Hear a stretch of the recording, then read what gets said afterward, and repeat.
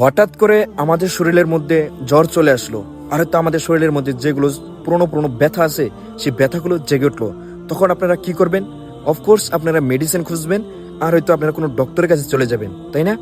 কিন্তু আমাদের প্রিয় নবী রাসূলুল্লাহ সাল্লাল্লাহু আলাইহি সাল্লাম এই খারাপ সময়ের জন্য আমাদেরকে অনেক পাওয়ারফুল একটি শক্তিশালী একটি দোয়া, একটি আমল আমাদেরকে শিখিয়ে গেছেন। সেই দোয়ার বিষয়, সেই আমলের বিষয়ে আমরা আজকে 99% মুসলমান জানি না।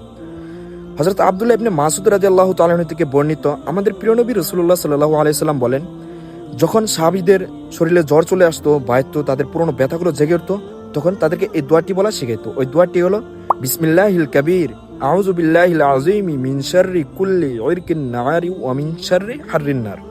বাস এতটুকুই দোয়া। আর এই দোয়াটি আপনি পরে আপনার এরকম ভাবে বুকের মধ্যে এরকম ভাবে ফুঁক দিবেন, আর দেখতে পারবেন আপনার শরীরের মধ্যে, আপনার বুকের মধ্যে, আপনার অন্তরের মধ্যে শান্তি চলে আসবে।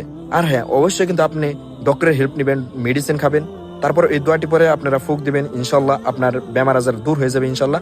আর অবশ্যই এই ভিডিওটি আপনার বন্ধুদের সাথে শেয়ার করে দিবেন।